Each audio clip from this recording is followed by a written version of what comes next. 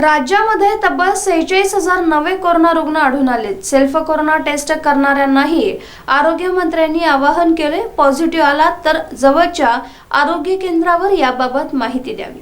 राज्यात मागील 2 दिवसात कोरोना रुग्ण संख्येत काहीशी घट पाहायला मिळाली। त्यानंतर पुन्हा एकदा राज्यात तब्बल 46,000 नवे कोरोना रुग्ण आढळून आल्याची माहिती आरोग्य विभागाकडून देण्यात आली। राज्यातील सक्रिय कोरोना रुग्ण संख्या तब्बल 2,25,000 इतकी झाली।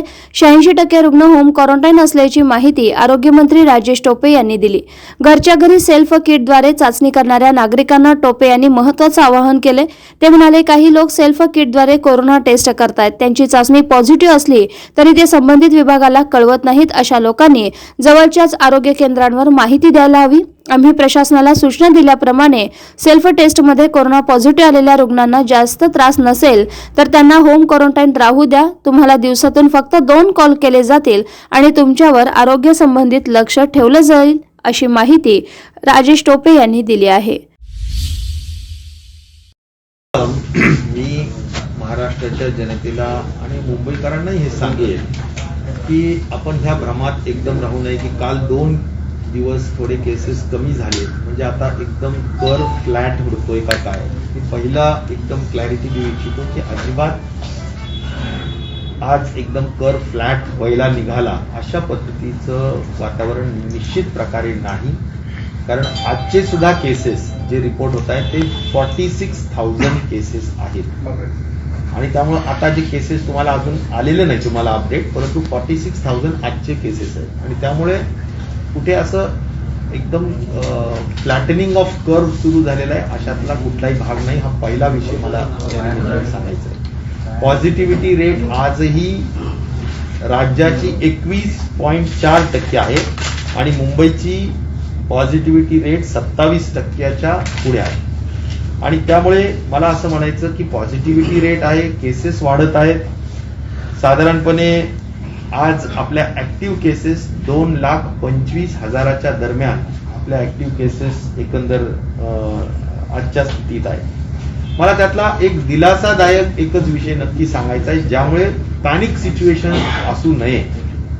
कुठल्याही परिस्थितीत भीती आणि घाबरून जाण्याचा कुठलाच विषय नाही। जरी संख्या वाढत असली तरी सुद्धा त्यातला सगळ्यात जमेचा भाग असा आहे की 86% लोक हे होम क्वारंटाईन किंवा CCC मध्ये आहेत, म्हणजे अत्यंत सर्दी खोकल्यासारखा विषय आहे। 86%, मग उर्वरित 14% जे हॉस्पिटलमध्ये आहेत ते 14% कोण आहेत आणि कोणत्या स्थितीत आहेत, तर त्या 14%मध्ये साधारणपणे जे म्हणजे आपण व्हेंटिलेटर, ICU आणि ऑक्सिजन रिलेटेड ICU अशा ह्याच्यामध्ये साधारण टक्केवारी जर तुम्ही एकूण ऍक्टिव्ह केसेसच्या जर बघितली तर ती आहे ICU मध्ये 0.91%, म्हणजे 1% सुद्धा कमी लोक ICU मध्ये आहेत। व्हेंटिलेटरवर किती आहेत तर 2.25 लाखाच्या 0.32% हे व्हेंटिलेटरवर आहे। ऑक्सिजन आणि व्हेंटिलेटर म्हणजे ICU मधलंच असेल असे किती आहेत तर 0.59% आणि DCHC म्हणजे जिथे फक्त ऑक्सिजन बेड्स आहेत अशी जी काही कॅटेगरी असते हॉस्पिटलची त्याच्यामध्ये 1.89% हे त्यामध्ये आहे। असं एकंदर 2.8% हे आपण ज्याला म्हणू की गंभीर कॅटेगरीच्या मध्ये एकूण असलेल्या ऍक्टिव्ह केसेसचे रुग्ण आहेत 2.8%। आणि त्यामुळे मला हा त्यातला भाग मुख्यतः सांगायचा आहे की मृत्यू दर जर आपण बघितला तर सप्टेंबर मध्ये होता 1.61, ऑक्टोबर मध्ये 1.78, नोव्हेंबर मध्ये 1.73 आणि डिसेंबर मध्ये तो एकूण ऍक्टिव्ह केसेसच्या ज्या काही मृत्यू दर आहे तो कमी आला, तो 0.50 आणि जानेवारीमध्ये आजपर्यंत जे काय आता 11-12 जानेवारी पर्यंत आहोत आपण, अर्धा जानेवारी महिना संपलाय, तो 0.03%। त्यामुळे डिनॉमिनेटर वाढतोय, म्हणजे खालचा जो काही संख्या ऍक्टिव्ह वाढते त्यामुळे मृत्यू दराची निश्चित प्रकारे पर्सेंटेज जे आहे ते कमी त्या ठिकाणी होतानाचं चित्र पाहायला मिळतंय।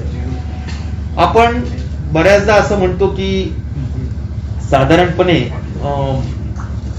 मुंबईमध्ये सुद्धा आणि राज्यामध्ये सुद्धा लोकांना कसं झालेलं आहे की आपण RT-PCR आपली राज्याची एकूण क्षमता आहे 2 लाख केसेस आपण करू शकतो, टेस्ट करू शकतो. तर 2 लाख टेस्ट करू शकतो तर तेवढे आपण पूर्ण करत आहोत. या उपर आमच्या विभागाने संपूर्ण कलेक्टर्स कमिशनर्सला सूचना देण्यात आलेल्या आहेत की तुम्ही रॅट म्हणजे रॅपिड अँटीजन टेस्ट मोठ्या पद्धतीनं करा. या व्यतिरिक्त सुद्धा लोक स्वतः सेल्फ टेस्टिंग करून घेत आहेत. फार्मसीमध्ये जाऊन सेल्फ टेस्टिंगच्या किट्स आणतायत आणि घरी टेस्टिंग करतायत. तर असे लोक बऱ्याचदा पॉझिटिव्ह असताना सुद्धा रिपोर्ट करत नाही.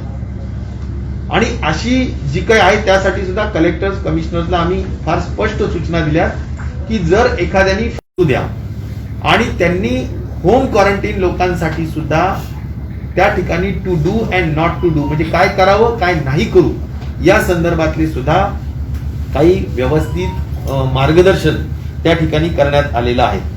आणि त्यामुळं एवढंच आमची विनंती आहे आरोग्य विभाग म्हणून की सेल्फ टेस्टिंग जरी तुम्ही केलं तरी सुद्धा तुम्ही कृपया आपल्या जवळच्या सेंटरला कळवा की तुम्ही पॉझिटिव्ह आलेला आहात, जेणेकरून तुमच्यावर मॉनिटरिंग करण्याच्या दृष्टिकोनातून किमान 2 कॉल्स आमच्या आरोग्य विभागाकडून केले जातील, जेणेकरून तुमच्यावर लक्ष ठेवलं जाईल आणि कुठेही लक्षणं वाढली किंवा काही अन्य प्रकार होत असेल तर तुम्हाला ताबडतोबीनं आपल्याला मदत करता येऊ शकेल.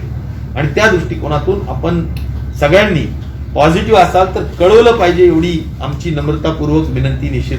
Bureau report SBN Marathi.